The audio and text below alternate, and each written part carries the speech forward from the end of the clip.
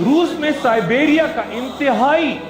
شمال میں وہ علاقہ جو کہ قطب شمالی کے نزدیک تر اور جہاں درجہ حرارت -90 تک پہنچ جاتا ہے، یہ علاقہ یمل کہلاتا ہے، یعنی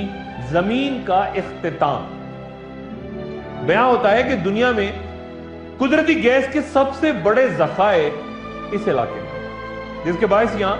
حالیہ برسوں میں گیس تلاش کرتی چند بڑی ملٹی نیشنل کمپنیز نے ڈیرا ڈالا۔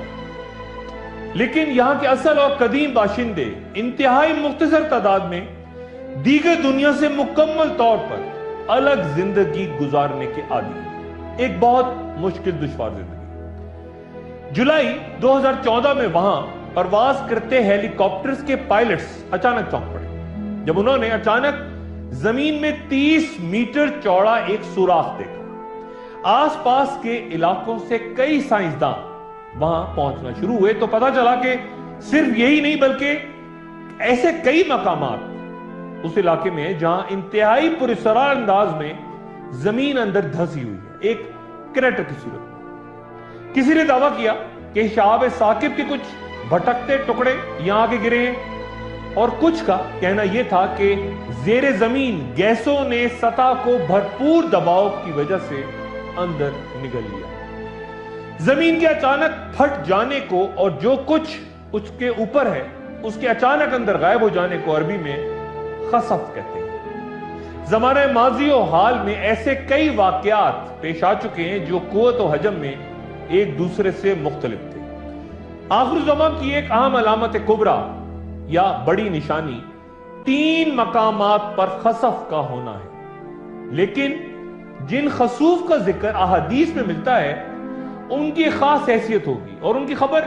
آخری دور میں اچانک چاروں طرف پھیل جائے گی۔ حضرت حذیفہ بن اسید غفاری رضی اللہ تعالیٰ عنہ سے روایت ہے کہ رسول اللہ صلی اللہ علیہ وآلہ وسلم ہمارے پاس تشریف لائے جبکہ ہم قیامت کا ذکر کر رہے تھے۔ رسول اللہ صلی اللہ علیہ وآلہ وسلم نے فرمایا کہ تم کس چیز کا ذکر کر رہے ہو؟ ہم نے عرض کی کہ ہم قیامت کا ذکر کر رہے ہیں۔ آپ صلی اللہ علیہ وآلہ وسلم نے فرمایا کہ یقیناً قیامت اس وقت تک قائم نہیں ہوگی حتیٰ کہ اس سے پہلے 10 نشانیاں دیکھ لو۔ پھر آپ نے ذکر کیا دھواں، خروج دجال، خروج دابہ،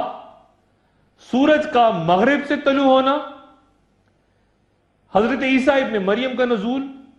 خروج یاجوج و ماجوج، مشرق و مغرب اور جزیرہ نمائے عرب میں زمین کا دھنس جانا، اور سب سے آخر میں جو علامت ظاہر ہوگی وہ یمن سے ایک آگ ہوگی جو لوگوں کو ان کے محشر یعنی شام کی طرف دھکیلتی ہوئی لے جائے گی۔ حضرت عبداللہ بن عمر